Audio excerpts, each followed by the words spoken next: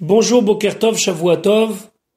Nous allons étudier aujourd'hui le Rishon, la première montée de Parashat Mishpatim, dans le cadre du Bet HaMidrash Hillel, Bet HaMidrash fondé à la mémoire du Rav Hillel Pevzner Zichrono Livracha. Notre étude commence au Perek Raf Aleph, 21e chapitre du livre de Shemot, Pasuk Aleph, verset 1. Nous avons étudié la semaine dernière principalement le sujet du don de la Torah, des Aseret Adibrot. Maintenant, la Torah va simplement commencer par nous donner des mitzvot, certaines mitzvot qui concernent la société, ben Adam lachavero, un homme envers son prochain, et d'autres mitzvot qui sont véritablement adressées à Kadosh Baruch Hu, comme par exemple les fêtes. Mais la Torah commence par nous dire Ve'ele amishpatim, et voici les lois asher tasim lifnem que tu vas placer, que tu vas mettre devant eux. C'est une obligation que Moshe a ici de mettre un système pour que les Bnei Israël comprennent la Torah. Mais ça, on va le voir dans Rashi. Mais d'abord, Rashi, de s'intéresser au mot Ve'ele.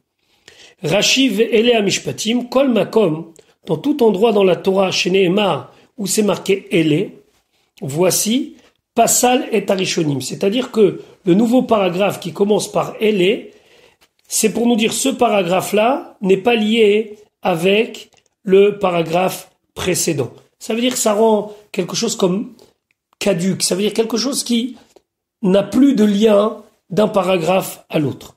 Par exemple, on nous a parlé longuement dans la Torah, au bout d'un moment, de la descendance de Esav, et puis après on nous dit « Ele toldot Yaakov », voici la descendance de Yaakov. Pas dire « Ve'ele » et « voici », pour nous dire « ça c'est un autre sujet ». La descendance de Yaakov n'a rien à voir avec la descendance de Esav. Par contre, Ve'ele, comme ici avec un Vav, Mosif à la Rishonim, ça vient rajouter et nous faire un lien avec le paragraphe précédent. Alors le paragraphe précédent, le sujet précédent, ça nous parlait des mitzvot qui ont été donnés au mont Sinaï. Donc, Ma Rishonim, comme les premières mitzvot mi-Sinaï ont été données sur le mont Sinaï, Af Elou, même ces mitzvot-là, mi-Sinaï ont été données au mont Sinaï. Parce que c'est des mitzvot qui nous paraissent logiques, ce sont des mitzvot qui concernent la société, la manière de juger les gens, etc., etc. On aurait pu penser qu'elles sont de l'ordre de l'humain et pas du divin. Alors on nous dit Ve'ele pour nous dire qu'il y a un lien entre nos mishpatim ici, nos lois et les lois précédentes, que tout vient du Sinaï et tout de l'ordre du divin. Maintenant, Rachid s'intéressait pourquoi ce paragraphe suit le paragraphe précédent. De quoi nous parlions dans le paragraphe précédent? Des lois du misbeach, des lois de l'autel.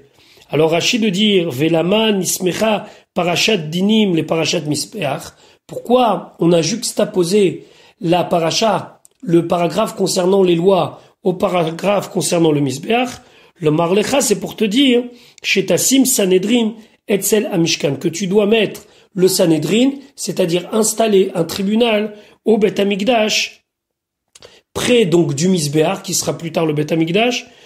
Signon Acher, d'ailleurs, il y en a qui disent que c'est à Misbéach qu'il faut dire dans Rashi, mais c'est ce que l'on va faire plus tard, puisqu'il y aura au Bet HaMikdash une pièce qui s'appelle l'Ishkat Agazit, et dans cette l'Ishkat Agazit siégera le Sanhedrin, le grand tribunal.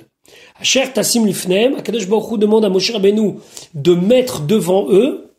Alors Rashi de nous dire, Amarlo Akadosh Baruch Hu, il a dit à Moshe, Lo ta'ale al da'atra lomar, ne pense pas de te dire, Eshne lahem aperek ve'a halacha, je vais leur enseigner le sujet ou la halacha, bet o gimel peamim, 2 ou 3 fois, ad she tehe sedura befiem kemishnata, jusqu'à qu'elle soit dans leur bouche, mise en place, comme son enseignement. Ça veut dire que Moshe Rabbeinu aurait pu se contenter de nous faire répéter « Vous devez mettre les tefilines sur le bras de telle et telle manière. » 1 fois, 2 fois, 3 fois, une fois que c'est su, c'est su. Akadosh Baruch Hu dit non, tu dois pas te dire ça. Veheni matria chatzmi leavinam tane adavar ou pirusho, et te dire je n'ai pas besoin de me fatiguer, de leur expliquer le sens profond et la raison des choses. Les Kach Neymar, c'est pour ça que la Torah dit Asher Tassim Lifnem, tu dois leur mettre devant eux, ça veut dire quoi? Keshulchan et Aruch, comme une table qui est dressée, où Mouchan est prête, les chol, pour que les personnes puissent manger l'ifné à Adam devant la personne. Ça veut dire qu'il faut enseigner avec les raisons, avec les explications, et pas simplement se contenter de dire 2-3 fois les choses jusqu'à que ça rentre et que la personne est capable de les répéter sans trop les comprendre. L'ifnehem, un autre sens à l'ifnehem c'est devant eux, c'est-à-dire devant les tribunaux qui sont gérés par la Torah. Vélo l'ifne ovde kochavim, et pas devant les tribunaux des idolâtres. Vafilu yadata bedin echad shem daninoto kedin Israël. Et même si tu sais que au niveau d'une loi, ils ont exactement la même manière de juger que les dîners Israël. Par exemple, pour les lois d'un meurtrier, on sait très bien comment eux aussi ils agissent. Al teviyehu be'arkaot shelem. Faut jamais aller dans leurs tribunaux. She'amevi dîner Israël ifne ovde kochavim, parce que celui qui amène les dîners Israël devant les tribunaux des idolâtres, mechalel et Hashem, il fait un chilul Hashem, c'est-à-dire qu'il désacralise le nom de Dieu, ou meyaker, et il donne de l'importance, et Shem ha'elilim, le nom de leur divinité, les hashbicham, pour les glorifier, ou bien d'après certains, c'est les archivam, de leur donner de l'importance. Chez Neymar, il y a un pasouk dans Dvarim qui dit, Kilo chetsurenu tsuram veoivenu pelilim. Quand est-ce que Akadosh Baruch Hu, des fois, nous montre que nous nous sommes égarés, c'est quand veoivenu pelilim, quand nos ennemis sont nos juges. Que sheoivenu pelilim, lorsque nos ennemis sont nos juges, zéou et doute, alors c'est un témoignage, les ilouy iratam, de l'élévation et de la grandeur de leur divinité. Alors, c'est un shiur de chumash, c'est pas un shiur de halacha, mais on doit savoir qu'il y a toutes sortes de dinim concernant ce que Rashi vient de dire, quand est-ce qu'on peut aller devant des tribunaux et quand est-ce que on doit absolument d'abord passer par le din Torah. Chacun s'intéressera auprès de shiurim de halacha de savoir exactement comment on applique cette halacha et dans quel contexte. Pasuk bet. Nous allons maintenant parler de la loi du Eved Ivri, de l'esclave hébreu. D'abord, nous allons lire le Pasuk et essayer de nous en tenir à Rashi. Il y a beaucoup de détails dans ces dinim, mais pour ne pas trop alourdir nos propos, on va s'en tenir à l'essentiel. Pasuk bet, qui tikne lorsque tu vas acheter, tu vas acquérir. Eved Ivri, un esclave hébreu. Shesh shanim ya'avod, pendant 6 ans, il travaillera. Uva shvi'it, et la 7e année, yetse, il sortira, la chofshi, libre, chinam, gratuitement. Déjà, Rashi va nous définir c'est quoi un Eved Ivri. Qui tikne Eved Ivri, Rashi. On parle ici d'un Eved, d'un serviteur qui travaille chez un Israël. Mais est-ce que ça veut dire Eved chez Ivri, que cet esclave lui-même, il est hébreu, ou eno ela avdo chez l'Ivri, ou bien c'est l'esclave d'un hébreu. C'est-à-dire que lui-même n'est pas hébreu, mais qu'il est l'esclave d'un hébreu. Par exemple, Eved Kenaani chez les Kartom Israël.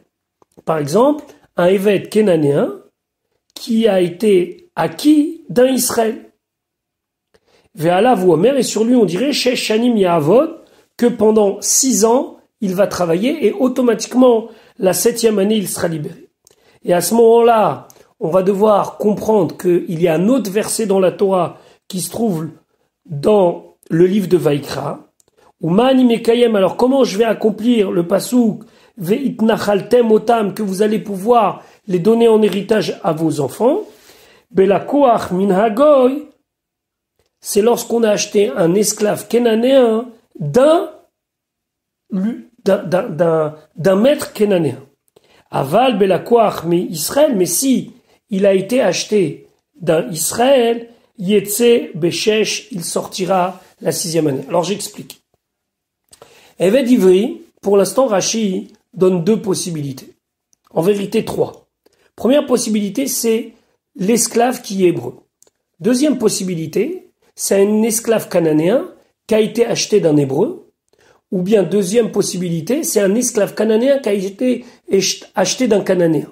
Quelle est la différence? c'est qu'on a un passouk qui nous dit qu'à la 6e année, il est libéré, et on a un passouk qui nous dit qu'il n'y a pas de libération. Au contraire, je peux comme ça le faire travailler chez moi, puis après chez mes enfants et chez mes petits-enfants, parce que c'est quelque chose que je peux faire hériter comme n'importe quel autre bien. C'est-à-dire qu'il n'y a pas de limite dans son travail. Tant qu'il peut, il travaille.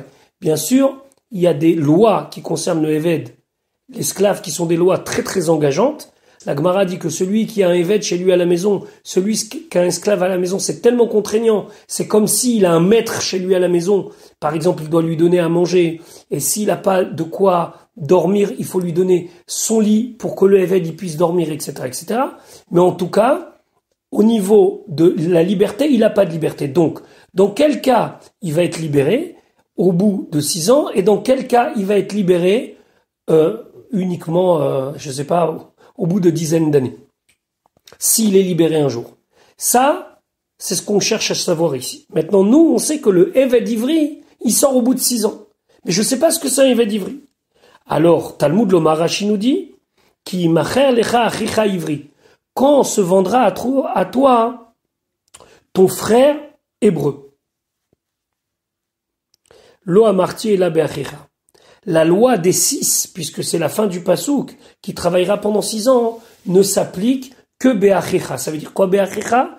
Que un esclave qui est semblable à toi dans la communauté d'Israël. Donc, pour résumer le Rashi, un Eved Ivri, c'est un esclave hébreu qui travaille chez un hébreu.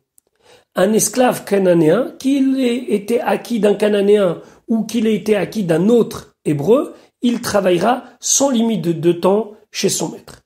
Eved Ivri, donc, ça veut dire, la première possibilité que Rashi avait évoquée, c'est un esclave hébreu, lui-même hébreu, qui travaille chez un hébreu. Eh ben, au bout de 6 ans, il est libéré. Maintenant, comment ça se fait qu'il est esclave? Il y a 2 possibilités. Ici, on va voir une première possibilité. Plus tard dans la Torah, on verra une deuxième possibilité. Rashi Kitigne, quand tu vas acquérir, Miyad Beddin, de la main du Beddin, Shemacharu Begnevato, qui l'ont vendu à cause du fait qu'il avait volé. On parle ici de quelqu'un qui a volé. Et il n'avait pas de quoi rembourser. Et donc le Beddin, il a été obligé de le vendre. Et moi, je l'ai acheté. Moi, en Israël, j'ai acheté un ex-voleur. C'est un petit peu une manière de le réinsérer. Et il va travailler pour rembourser sa dette. Moi, chez Neymar, comme c'est marqué, Im enlo, s'il n'a pas de quoi payer, Venimkar Bignevato, il sera vendu en contrepartie de son vol. Ou bien, deuxième possibilité, O eno ela bemocher atzmo mipne dochako. Ou bien, mocher atzmo, on parle de quelqu'un qui s'est vendu lui-même, mipne dochako, par le fait qu'il n'a pas d'argent. Aval mechara ou beddin lo yetse beshesh, mais peut-être que dans le cas où c'est le beddin qui l'a vendu, alors là, il n'y a pas la limite des 6 années et il doit continuer à servir. Alors Rashi nous dit, chez Omer, quand on dit on a un passouk plus loin dans la Torah qui nous dit, ton frère s'est vendu à toi. Donc ça, c'est dans le livre de Vaikra, où c'est les dinim d'un Eved, d'un esclave qui s'est vendu lui-même parce qu'il manquait d'argent. On parle de quelqu'un qui se vend lui-même à cause de ses difficultés financières. Amour, on a dit là-bas. Donc ici, Umani Mekayem, comment j'accomplis ici Kitikne, quand tu vas acquérir Benimka, Beveddin, on parle de quelqu'un qui s'est fait vendre par le Beddin. Donc, celui qui a été vendu par le Beddin et que moi je l'ai acquis et que c'est un esclave hébreu, au bout de 6 ans, il sort la Chofshi. C'est quoi la Chofshi? Rachid expliquait les Kherut en liberté. Pasuk Gimel. Im begapo yavo, si il est venu seul, begapo yetse, il sortira seul. Im baal ishaou, s'il était marié, veyatsea ishto imo, sa femme sortira avec lui. Rashi, im begapo yavo, qu'est-ce que ça veut dire begapo? Rachid expliquait, shelo ayanasui isha, il n'était pas marqué, il n'était pas marié au moment de sa vente. D'ailleurs, le Targum, qui est Targumou, il nous dit, im bilchoduhi, s'il était seul. Maintenant, Rachid s'intéressait au mot begapo. Ulshon begapo, ça veut dire bichnafo. Il est venu avec le pan de son habit. Ça veut dire quoi? Shelo va ela kemot shehu. Il est venu tel que, Yechidi seul, Betoch levusho dans son habit, Biknaf bigdo avec le pan de son habit. Donc il est venu tout seul. Lui, Begapo yetse. Il va sortir seul. Ça veut dire quoi? Il va sortir seul. A priori, il n'y a pas de chidouche. S'il n'est pas marié, il n'est pas marié. D'autre part, dans les lois des esclaves, on va voir que si, pendant le moment où il travaillait, il s'est marié, sa femme part avec lui. Parce que s'il se marie, sa femme, elle est attachée à lui et plus attachée à son maître. Maintenant, il y a un cas où son épouse, entre guillemets, sa femme, va rester. Dans quel cas? Ma guide, c'est pour nous dire, chez Im lo ayanasui metechila, que si depuis le départ il n'était pas déjà marié à une femme israélite, en rabo moser lo shifra kenaanit, son maître ne peut pas lui donner une shifra kenaanit, léolide mimena avadim, pour avoir d'elle des esclaves. Alors j'explique. Il y avait un cas où lorsque l'esclave ivri, hébreu, était déjà marié avec une évria, avec une hébreu, et il avait déjà un foyer avec elle. Le maître de ce évêque ivri pouvait lui donner, entre guillemets en mariage, ce qui n'est pas exactement le terme qu'il faut employer ici, une shifra kenaanite, c'est-à-dire une esclave kénanéenne, avec lequel il aura une relation maritale uniquement dans le but de procréer et d'avoir des enfants. Et là, à ce moment-là, ces enfants-là, puisqu'ils iront, selon la filiation de leur mère, seront considérés comme des Cananéens et donc resteront esclaves chez leur maître. Ça, c'est complètement exceptionnel. C'est pas quelque chose de très fréquent. Et encore une fois, c'est très important de souligner ici pour comprendre le caractère moral de la Torah. Il faut pas s'imaginer qu'on a des esclaves comme au temps du Moyen-Âge ou des Romains ou de l'Antiquité. On avait des esclaves que nos obligations envers eux étaient très très importantes. On ne pouvait pas leur donner n'importe quelle tâche, etc., etc. Donc il faut pas voir ici un trafic entre guillemets pour avoir encore plus de petits esclaves, mais simplement certaines personnes faisaient pour pouvoir effectivement avoir de la main d'œuvre qui vont travailler avec eux. Maintenant, im baal ishaou. Par contre, s'il est marié avec une Israélite, nous dit Rashi, veyatsa ishto imo, alors sa femme partira avec lui. Vechi mir nisa shetetse, mais pourtant, qui l'a fait rentrer pour qu'elle sorte avec lui? Et là, Magid Akatouv, le pasouk, il explique, Sha kone eved ivri, celui qui acquit un eved ivri, chaya bimzonot ishto banav. Alors le maître, il est obligé non seulement de s'occuper du eved ivri, mais il doit s'occuper de la femme du eved ivri, il doit s'occuper des enfants du eved ivri, et donc il doit véritablement leur donner tout. Le jour où elle sort telle que, c'est-à-dire que le maître n'est plus engagé à nourrir ni l'esclave, ni sa femme, ni ses enfants. Pasuk Dalet.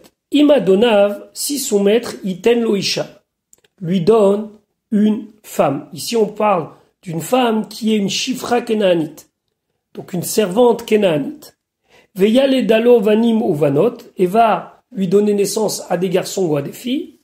Aïcha, la femme, Viladea et ses enfants, Tié la Donéa, seront au maître.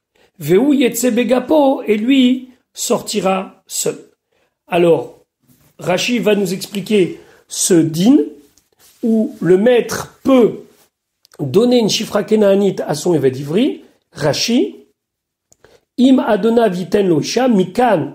De là, on apprend Shareshut beyad rabo que il y a la possibilité dans la main du maître, l'imsorlo, de lui donner shifra kenaanite, une shifra cananéenne au évêque ivri, léolid mimena, pour que il va enfanter d'elle avadim, des petits esclaves. Amenant o eno et là, israélite, ou peut-être que ici le passou quand il dit yiten lo isha, c'est une israélite qui te dit que c'est une kénaanite.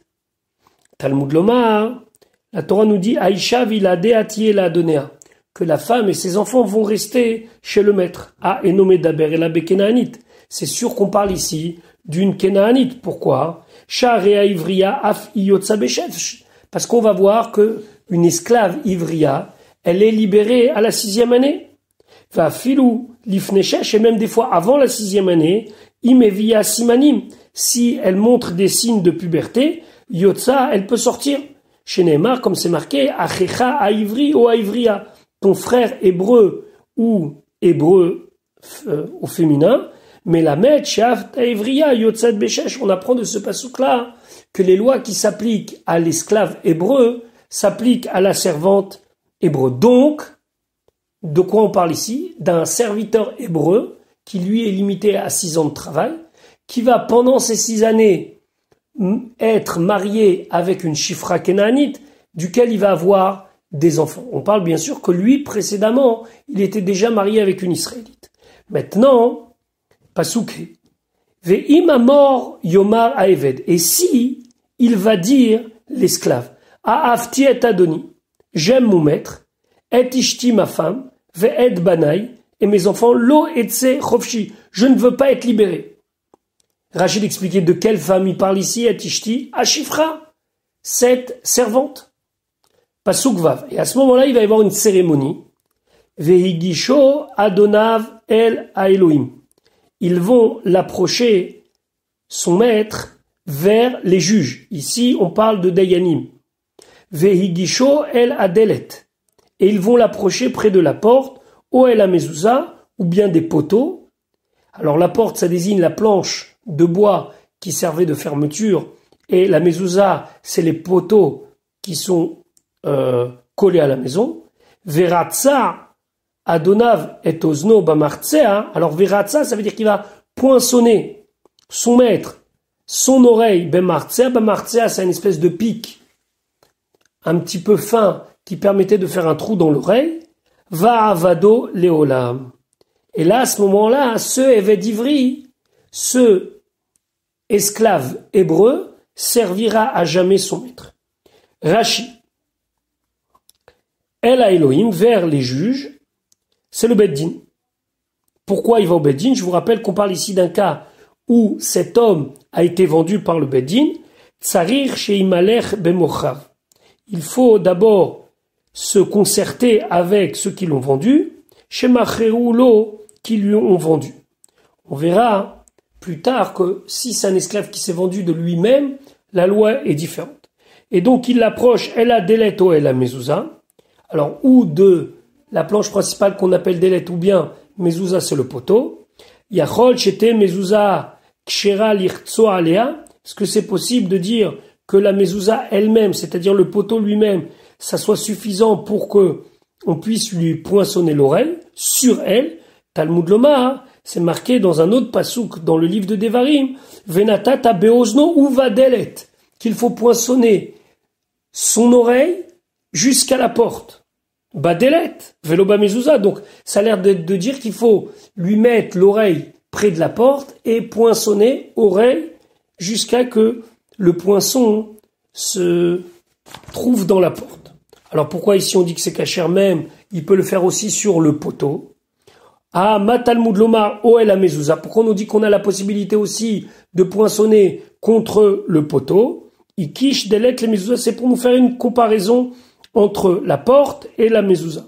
Ma mezouza meumad, comme le poteau, il est debout, av delet meumad. Alors la même chose, si on veut utiliser une planche qui sert de delet de porte, il faudra la mettre debout et on ne pourra pas le poinçonner en position allongée. Attention, ici mezouza ne signifie pas le petit parchemin que l'on met au poteau de notre maison, mais ça signifie le poteau lui-même.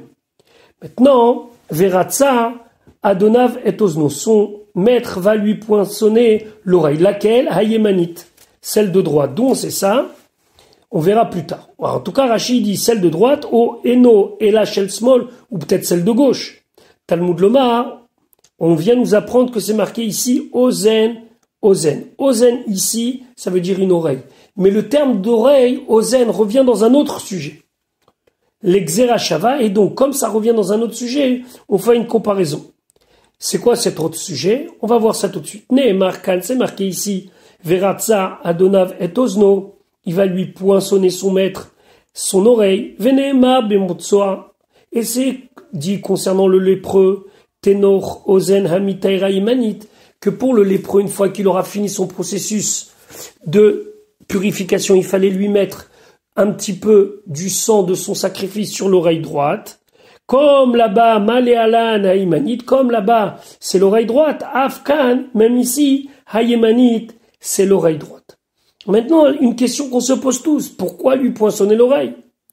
Umara Ozen Leiratsa. Pourquoi? Qu'est-ce qu'il a vu? Qu'est-ce qu'il a cherché en poinçonnant cette oreille? Mikol Sharivarim Shebagouf. Plus que n'importe quel autre membre du corps. Amar Rabbi Yochanan ben Zakkai, Rabbi Yochanan ben Zakkai, il dit Ozen Zot, cette oreille, Sheshama Alar Sinaï, qui a entendu au mont Sinaï, Lotignov, tu ne voleras pas, Ve'alach Veganav, et il est parti, il a volé, Tirtsa, qu'elle soit poinçonnée.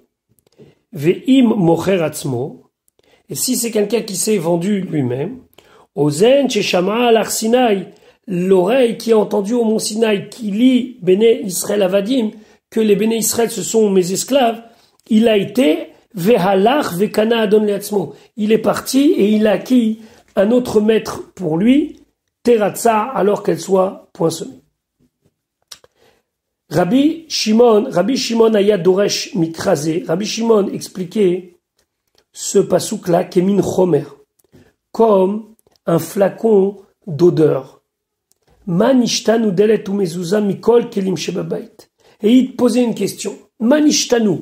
En quoi sont-ils différents delet umezuza, la porte et les poteaux mikol kelim shebabait? Amar Akadosh Baruch Hu, Dieu il a dit delet umezuza, la porte et les poteaux shayu edim bemitzraim, qui ont été témoins en Égypte, que shepasarti hal hamashkov ve'al shete amizov, quand je suis passé sur les linteaux et les deux poteaux. Ve'amarti, là-bas j'ai dit Kili bnei Israël avadim, car ils sont à moi les bnei Israël avadaïem, ce sont mes serviteurs. Vélo avadim l'avadim, ils doivent pas être serviteurs d'autres serviteurs.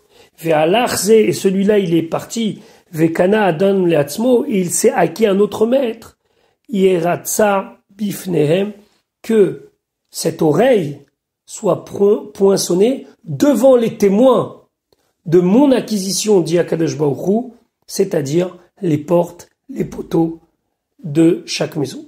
Va vadoléola, mais à ce moment-là, il va le servir à jamais. Alors c'est pas vraiment à jamais, c'est Adayovel, première possibilité, ou bien jusqu'au jubilé, c'est-à-dire la 50e année. Ce sont des notions qu'on verra plus tard. Oeno léolam, ou peut-être c'est vraiment léolam à jamais.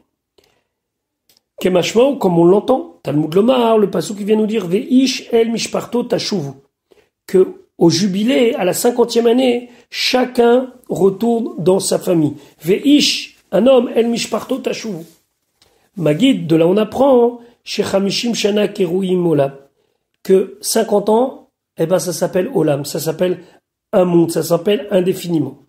Vélo, Sheye Ovdo Kol Chamishim Shana, c'est pas qu'il va travailler 50 ans, et la Ovdo Ada Yovel, il doit juste servir jusqu'au Yovel, Ben Samour, Ben Moufla, que ça soit quelqu'un qui a été poinçonné juste avant, ou les quelques années avant la 50e année, ou bien avant la 50e année, arrive le jubilé, tout le monde doit être libéré. Le jubilé, c'est lorsqu'on a eu 7 cycles de Shemitah, une Shemitah c'est 7 ans, il y avait à la 50e année la libération automatique de tous les esclaves, et donc même celui qui était Ived Ivri et qui a choisi de se poinçonner en disant je veux rester chez mon maître, il ne pourra pas rester plus que arrivé au jubilé. Alors s'il s'est fait poinçonner quelques années avant le jubilé, parce que c'est pas son jubilé, mais c'est le jubilé de tout le peuple juif, eh ben il restera que quelques années. Et si c'est au début du cycle du jubilé, eh ben il restera autant d'années qu'il le faut jusqu'au jubilé suivant.